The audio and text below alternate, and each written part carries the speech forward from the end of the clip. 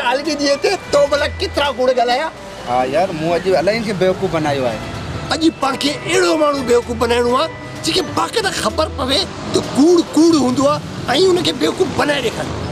हाँ यार इहो पोइ कहिड़ो माण्हू आहे ॻोल्हियूं। ओ ॾिस इहो चाचो अचे पियो न उनखे था बेवकूफ़ बनायूं। ख़बर पवे त कूड़ जे आलमी ॾींहं ते बि कंहिं कंहिंसां कूड़ ॻाल्हायो। अच त पोइ हलूं।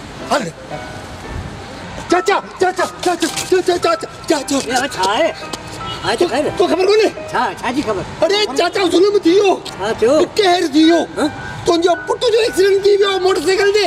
मुंहिंजे पुट जो। हाँ चाचा के चयो तव्हांखे। अरे चाचा असीं पंहिंजी अखियुनि सां ॾिसी पिया अचूं उनखे सेवल खणी आहिनि सफ़ा सीरियस लॻो पियो आहे। मुंहिंजो पुटु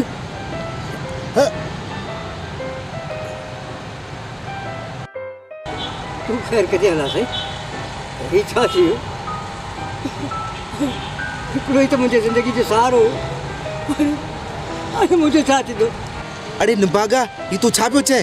चाचा अॻु में दिलि जो मरीज़। हाँ मुंहिंजो छा थींदो। चाचा ही कूड़ पियो ॻाल्हाए अॼु अप्रैल फूल है।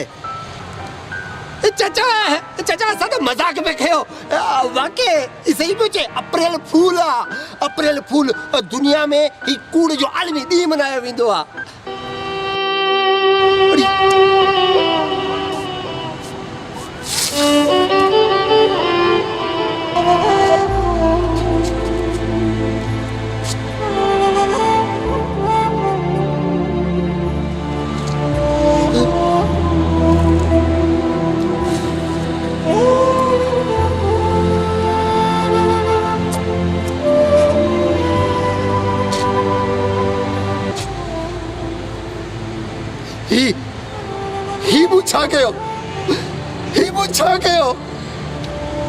कूड़ जो आलमी ॾींहुं मल्हाइण लाइ मूंखे जी ज़िंदगी खसे छॾी।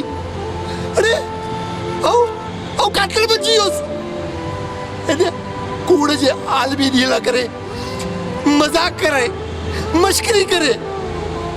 न इहा मश्करी न आहे इहो ॾोह आहे ॾोह जेको मूंखां बि थियो आहे। मूंखे मिसकीन जी ज़िंदगी खसे छॾी। अरे मूं जहिड़ा लाइ केतिरा बदनसीब हूंदा जिन ही मज़ाक कयो हूंदो जिन अहिड़ी मश्करी कई हूंदी ऐं केतिरा ई घर बर्बाद कया हूंदा केतिरा बच्चा यतीम थिया हूंदा केतिरनि जा पीउ पंहिंजे बचनि खां जुदा थी विया हूंदा ऐं केतिरा माण्हू बेघर बणिजी विया हूंदा हिन कूड़ जे करे। खुदा इहो कूड़ कॾहिं न ॻाल्हायो न मनायो इहो कूड़ जो आलमी ॾींहुं। सच सिखो सच छो त सच त बीठो नच। कूड़ जे मुंहं में धूड़ धूड़